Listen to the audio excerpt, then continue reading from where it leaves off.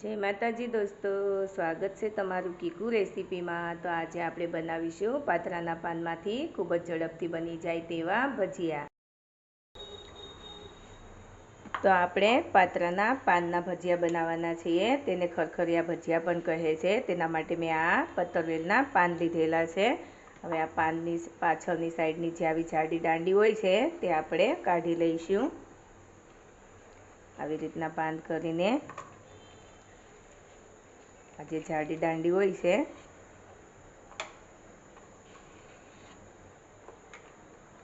આવી રીતના આ દાંડીને આપણે કાઢી લઈશું। સાઈડમાં પણ આવી દાંડી હોય તો તેને પણ આપણે કાઢી લઈશું।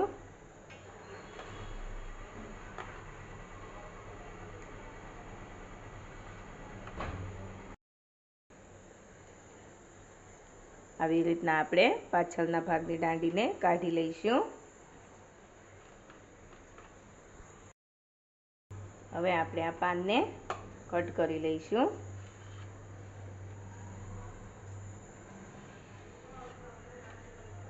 આવી રીતના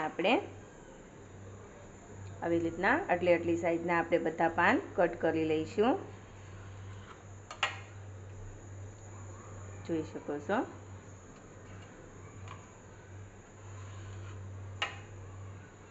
આવી રીતના આપણે બધા પાન કટ કરી લઈશું। તો આપણે પાન કટ કરી લીધા છે। હવે આપણે તેનું બેટર બનાવીશું। તેના માટે મેં અહીંયા 1 કપ જેટલો ચણાનો લોટ લીધેલો છે। તેને આપણે થોડો થોડો કરીને ચાળી લઈશું।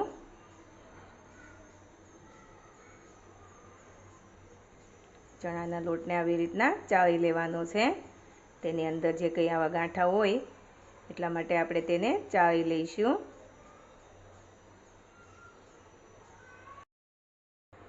તો લોટ ચાળી લીધો છે। હવે આપણે તેમાં થોડું થોડું કરીને પાણી એડ કરીશું અને મિશ્રણ તૈયાર કરી લઈશું।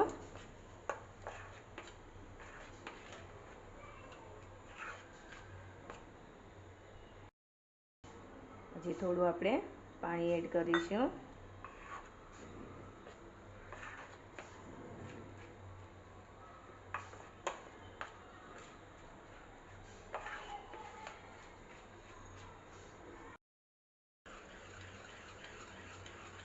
હવે આપણે આ બેટરને બરાબર મિક્સ કરી લઈશું। આપણે બટેકાની સ્લાઇસના જે ભજીયા બનાવીએ તેનું બેટર રાખીએ તેવું આપણે આ બેટરને રાખવાનું છે। બહુ પતલું પણ નહીં અને બહુ જાડું પણ નહીં।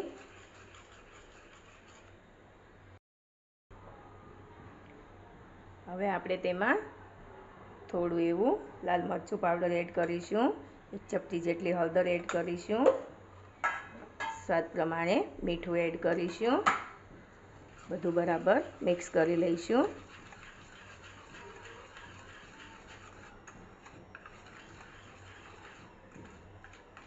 તો જોઈ શકો છો આપણું બેટર તૈયાર થઈ ગયું છે। આવું બેટર બનાવવાનું છે આપણે। હવે આપણે આના ભજીયા બનાવી લઈશું। તો હવે આપણું તેલ ગરમ થઈ ગયું છે। આવી રીતના પાન લીધેલા છે તેને આવી રીતના આપણે બેટરમાં ડીપ કરી દઈશું। આવી રીતના કિનારીથી નિતારી લેવાના છે। પછી આપણે તેલમાં મૂકી દઈશું।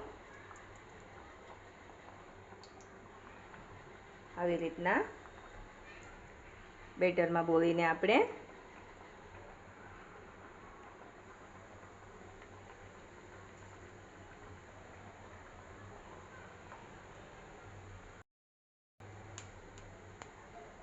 બેટરમાં ડીપ કરીને આપણે તેલમાં મૂકી દેવાના છે। તો જોઈ શકો છો સરસ આપણા ભજીયા ફૂલી ગયા છે।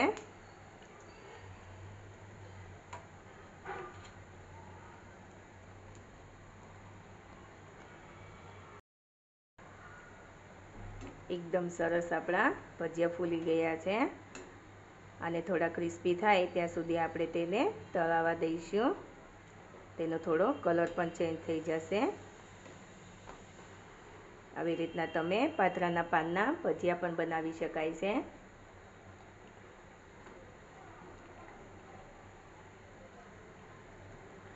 આ ભજીયા ખૂબ જ આસાનીથી બની જાય છે।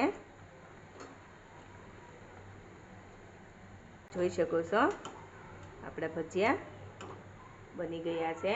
આપણે તેને પ્લેટમાં લઈ લઈશું અને આપણે બીજા ભજીયા પણ બનાવી લઈશું. બીજા ભજીયાને પણ આવી રીતના આપણે બેટરમાં ડીપ કરીને, વધારાનું બેટર હોય તેને આપણે આવી રીતના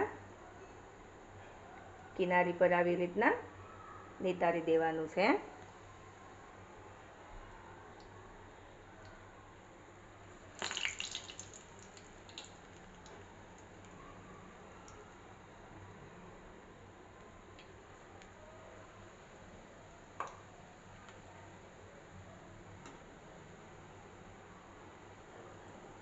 જોઈ શકો છો તેલમાં મૂકતાની સાથે જ આપણા ભજીયા એકદમ સરસ પૂરીની જેમ ફૂલી જાય છે.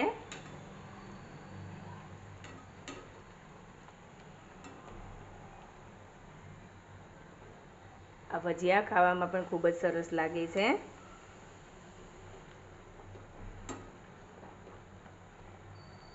તમને મારી રેસીપીના વિડીયો ગમતા હોય તો તમે કોમેન્ટ બોક્સમાં લખી શકો છો. મારી ચેનલને લાઈક કરજો, શેર કરજો અને સબસ્ક્રાઈબ જરૂરથી કરી દેજો.